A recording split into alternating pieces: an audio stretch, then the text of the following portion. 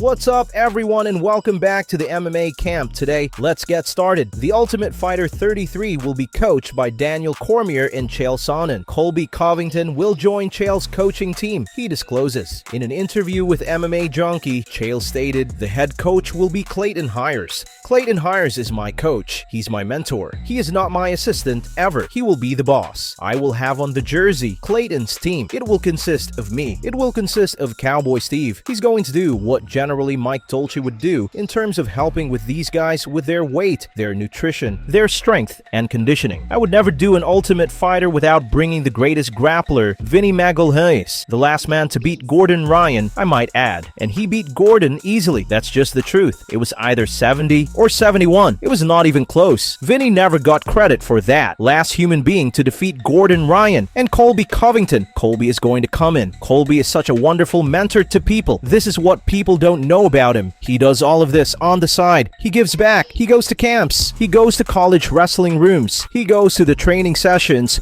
whatever it might be. He has mentored and coached many people, but Colby doesn't want people knowing that he's a nice guy. So I'm not going to ruin his gimmick, but he's going to do a fantastic job. Sean Strickland discusses Alex Pereira cornering him for his rematch with Dricus Du Plessis. Sean stressed that he is more than happy to help Pereira prepare for their bout, even though he is also buddies with Magomed Ankalaev. Addressing MMA Junkie, Sean stated, he said he's down. He's a good dude, man. He's such a good dude. He has a tough fight coming up against Magomed Ankalaev, and if he needs me for that, I'll be out to help with him. So it kind of goes mutual. He hasn't done his last two camps here, and it's kind of hard training with two guys. But Alex has gone out of his way to help me. Me and Ankalaev have this mutual respect, and Ankalaev is a great guy. But if Alex needs me after this fight, I'll be going to Connecticut to give him some work. You've got to have respect for Alex. Where did that man come from? A tire shop dude? He came from literally nothing and has made a life for himself. So, as an American, Alex is the kind of American dream. He likes guns. So as an American, you have to have respect for someone with that kind of drive and dedication. Sean Strickland says the cut he got in his first bout with Dricus Du Plessis was from a headbutt. He claims that his eyesight impairment influenced the fight's outcome and that he feels the injury was a major factor in his performance. Sean is certain that the bout will proceed differently without the setback of a cut as he prepares for their title rematch this Saturday. Oh man, the cut, obviously I hate getting back to that, but the cut made it real difficult for me. You know, there ain't gonna be a headbutt. It ain't gonna happen. I'm gonna pick you apart round by round. You know, I work off like I have some of the best training partners in the world. Johnny Eblen being one of them. Came out there, helped me for the last 2-3 weeks of camp. Johnny Eblen should be in the UFC, by the way. UFC signed that man. So I've just trained in world-class fighters day in, day out, improving my skills. You know, it wasn't the belt. It was settling something that needs to be settled. That's it. Just needs to be settled, not settled. You know, there's too much doubt in the air, so at least now we get to settle it once and for all. I've never had bad blood with, you know, even when I lost my cool with him. Again, I wasn't pissed off at you. I was pissed off at myself, man. I always think anger is weakness. Anytime you lose control of any kind of emotion, it's a weakness. It's kind of a stain on your character. So, you know, be better. Additionally, Sean Strickland cornered Alex Pereira once more. Pereira has previously stated that he would like to return to middleweight in order to take on Dricus directly. Sean says that Pereira truly doesn't like Dricus at all. He claims that Pereira truly despises Dricus and is a furious man. Yeah, no, yeah. Alex come and corner me. He was already out here, and I was like, dude, if you're out here, man, swing by, you know. Me and Alex, I don't think we ever actually spoke a word to each other, you know, but I think Alex is an angry motherfucker. Like, Alex is angry, and for some reason, dude, he hates Dricus. Like, I don't know what you did to him, but he hates you, dude. So it's like, the way he looks at Dricus sometimes, I'm like, dude, like, I'm fighting him, dog. Like, it's me, dude. But yeah, no, Alex, he just has that hate in his heart, and he's a good dude, so he's out there. I was like, yeah, let's get it in. But you know, I mean, it's kind of cool, dude. Kyle's out here. He's cornering, I forget the girl's name, but he's out here. So we're going to go spar after this.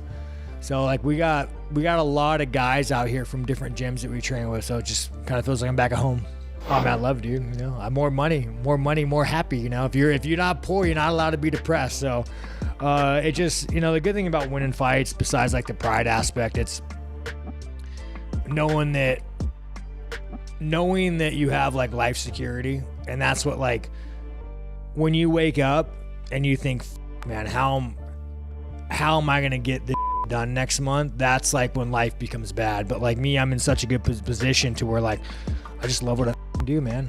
I love what I do. Dricus Du Plessis credits his unshakable approach before his rematch with Sean Strickland for his UFC middleweight title. In a daring declaration, Dricus said he is ready to kill an opponent, even in front of their family, in addition to risking his life in the octagon. Dricus addressed Mark Boris, saying, "When I go in there, if the ref doesn't stop it, I'm not stopping. I could be sitting on you for 10 minutes bashing your face, and if the ref doesn't say stop, I'm not stopping. That is the question for me as a modern-day gladiator. I have to ask myself, am I still willing to die? Absolutely. That's easy. It is. Are you willing to kill a man in front of his family? Yes, I am. And that's why I'm the world champion, because I say yes to that question every single time. But that's Dricus still knocks Du Plessis. That's not Dricus, the guy that you see right here. That was exactly what we did the last time. He said, to the death. Let's go. Let's fight to death. And the man threw a jab at a TE for 5 rounds. And this is a stat. You can check it. For 23 minutes, I went forward. He went forward for 2 minutes. This is a very clear indication of who is there to fight and who is there to defend. He's not banging. And listen, very effective style. That's his style. But let's not go and act as if Sean Strickland fights are entertaining. The man has 8 split decisions, 6 victories, 2 losses against me and Cannonier. That's not somebody who is looking for an exciting fight. In a recent interview with Piers Morgan, Dana White discussed Tom Aspinall's recent remarks against Jon Jones. Aspinall maintained that because of his history of failing drug tests, Jon cannot be regarded as the best of all time. Dana, on the other hand, disagrees, saying that Jon's achievements are all the more remarkable given his ability to attain such a high degree of success in spite of his non-octagon lifestyle. Dana stated that I disagree with 100%. What you deserve and what you go out and get are 2 totally different things. When you think about Jon Jones and how good he really is, and then you think about the lifestyle he was living outside of the octagon, it actually makes it more impressive. After Izzy's last knockout loss to Nasruddin Imavov, Colby Covington discusses Israel Adesanya on Twitch. Izzy was called a bum by Colby, who also said that he was only vying for a paycheck at this time. $1,700 main event poker tournament. I'm currently 4th in chips. And now I just got the news that Adesanya just got knocked out. So I'm going to watch the clip right now. Oh, right hand. Oh, wow. Oh, he's out. Oh, he's done. He's covering up. He's turtling up like a little girl. Oh, yeah. Exactly as I called it. Adesanya's just showing up for a paycheck. He's a bum. All the guys that don't make it at 170 go up to 185 because it's easy pickings. That division's a weak division. So, you know, that's the end of Israel Adesanya. No more Gino Bender. He's a bum. Eric Nicksick discusses complaints about Alex Pereira's role in Sean Strickland's rematch with Dricus Du Plessis. Recently, Dricus made fun of the circumstance by pointing out that Sean is not fluent in Portuguese. Nick responds by highlighting Pereira's contributions to the squad and explaining why his presence will be a huge advantage to Strickland. In an interview with MMAfighting.com, he continued, he was going to be out there. It was just one of those things where we were looking at the corner and I knew he was going to be out there. Johnny Eblen couldn't make it out. I was hoping to have him in the corner myself, and Danny Davis will be there. It was just a matter of convenience, and these are 2 guys that really trust one another. Sean went out there to help him get ready for Khalil Roundtree, and this is what people don't really understand. I see some people thinking it's like a publicity thing. It's more about the comfortability in your corner, and not only that, what Alex is going to bring to the locker room. Sean warms up very hard. Sean basically fights in the back to get his eyes in rhythm and his timing on point. Who better to be back there to help you warm up than Alex freaking Pereira? Right, like, that guy's going to help. I've seen a couple of comments here and there that Alex doesn't even speak English. He was in the corner for the first streak fight. He sat right behind me and he told me everything in my ear. Hey, make sure he teeps more. Make sure he jabs more. We speak MMA, right? There's enough for him to be able to say to help be a resource for us. And look, if we're going to battle, who better to have in your corner than Alex Pereira? So I'll take him in any capacity that we can get. But there's there's a lot of deeper levels and layers of having him in the corner than just him standing there looking scary. So he's going to help us a ton during fight week, and I'm excited to have him out there. Not to mention, Pereira has a championship pedigree, a guy who is fighting to this level and capacity time and time again, and understands the magnitude of what he's dealing with in those moments. I don't need a freaking guy to give him a speech or say all of these things. That's what he has myself and Danny for. But his presence alone means a lot to us, and having him there, I'll take him any day of the week. Dominick Cruz is tilting in the direction of Dricus Du Plessis, who is certain to defeat Sean Strickland once more. He thinks their mental strategy will be crucial in this battle. Dom commended Dricus on the Onick and Florian show for his ability to maintain concentration through his quote-unquote iron mindset. On the other hand, he thinks Sean is more impacted by external distractions. And Dom, in the main event, Sean Strickland got off to a great start, in my opinion, against Dricus Du Plessis. What does he need to do a little bit differently here against DDP to get the win?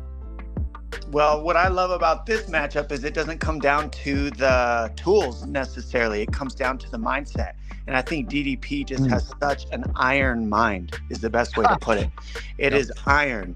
And I'm not hating on Strickland in any sense of the matter, but I don't know if I would say he has an iron mind. I would say that his mind is there and he's strong and he's tough and he's got a championship mindset, but I don't know if it's an iron mind. Like when you look at DDP, you cannot piss him off. He doesn't give away his power, is the best way I can put it. You can try everything in the book to shake DDP and he will not afford you the luxury to be shook. Whereas I don't see that with Sean Strickland necessarily. Right. He will gladly give out his power to anybody in the world. If you walk by him and nudge him wrong, he will sleep you in the middle of the street and give you an opportunity to sue him. That is giving away your power. And if you're as some would say, a weaker person to do that, that's not true, because the fact that that's even an option means, is that weakness or is that a strength that you can't, keep your stuff in? An iron mind keeps that stuff in. You never gave away your power. And DDP just hasn't seemed to do that once, ever.